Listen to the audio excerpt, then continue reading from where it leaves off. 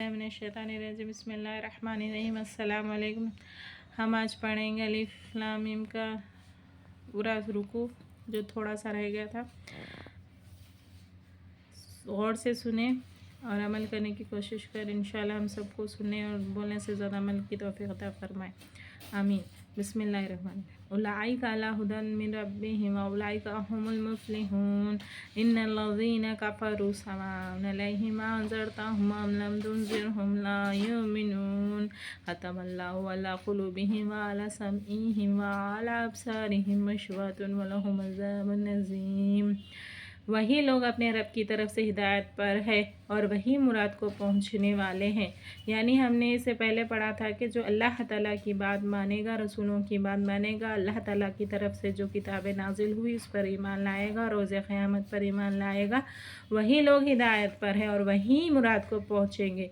जो लोग अल्लाह ताला की हिदायत को अपना समझ कर अपनाते हैं वही लोग मुराद मतलब हम कामयाब हो गए। जैसे हम एग्ज़ाम देते हैं, सारे क्वेश्चंस के आंसर लगते हैं, वैसे ही तमाम चीज़ें हम अल्लाह ताला के बताए रास्ते पर चलेंगे तो हम ज़रूर कामयाब होंगे। बेशक वो जिनको क़ीमत में कुफ्र है, बेशक वो जिनकी क़ीमत में कुफ्र है, ऐसे लोग जो ईमान नहीं लाते हैं उनकी किस्मत में कुफ्र है, ऐसे लोग हम उनके बराबर नहीं बराबर। चाहें तो उन्हें डराओ या न डराओ।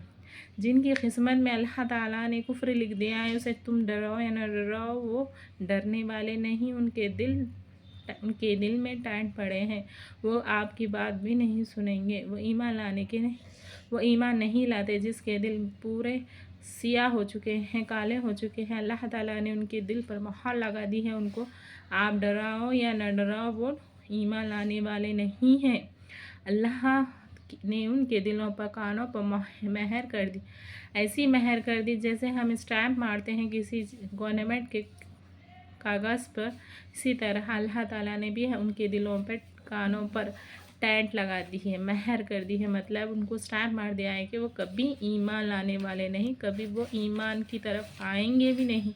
और उनकी आँखों में खट्टा टोप है, और उनकी आँखों में ऐसी खट्टा टोप है जैसे हम एक बॉटल पर एक कुछ चिपका देते हैं, वो कभी खुलेगा नहीं। इसी तरह से उनके आँखों पर भी पर्दे पड़े हैं और उनके लिए बड़ा अज़ाब और उनके लिए बहुत बड़ा अज़ाब है।